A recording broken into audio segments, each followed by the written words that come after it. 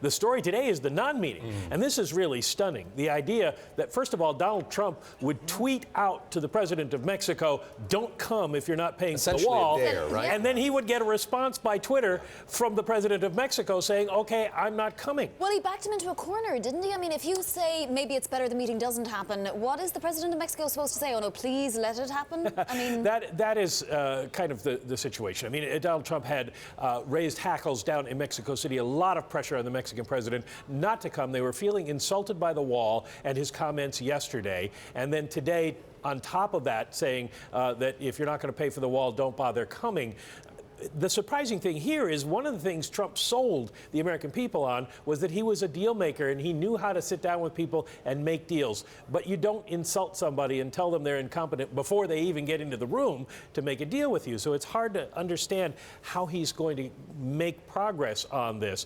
And while Mexico has more to lose, perhaps, from a collapse of NAFTA, should Trump pull out of that, the United States could still be badly hurt as well. Kevin Cirilli, are we seeing here the art of the deal, Washington edition? What do you make of what we've seen on Twitter this morning?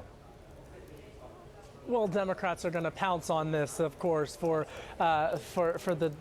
this meeting being canceled, if you will. Now, that being said, to Michael's point, I think that the Mexican leaders are definitely taking a look at NAFTA, definitely taking a look at the areas in which U.S. law enforcement officials can help break up drug cartels and can help secure that U.S. Mexico border. But again, politically speaking, here in the first week, to have a hiccup like this, to say the least, on one of the key central areas in which President Trump campaigned upon is not necessarily a good look by any means. But however, I think when you speak more broadly from a policy standpoint, President Trump's assertion on the first day to remove himself from the Trans-Pacific Partnership and again to be meeting when he returns from Philadelphia in Washington with folks like Senator Orrin Hatch in the White House to discuss trade agreements and more executive actions on foreign policy, all are coming, I think, at a time in which business leaders, not only here in the U.S. but worldwide, are curious and perhaps a bit uncertain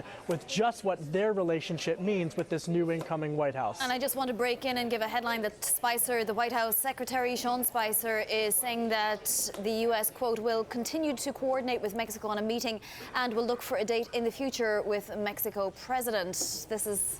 Well, I think this has to be said, and building on what Kevin just said, this is supposed to be a day of news about the president and his allies in Congress getting together and working on a legislative agenda, and it's supposed to be about the greatest ally of the United States, the United Kingdom, coming to reaffirm that relationship. Instead, all the headlines are going to be about a Twitter feud between Donald Trump and the president of Mexico. And he's stepping on his own message again, which he's been doing regularly throughout this first week in office. And it can't be reassuring to investors or to people overseas. And you saw earlier the report that all these people at the State Department have resigned, concerned about the way things are going. And just look at U.S. dollar Mexican peso. You know, it's been volatile trading all day.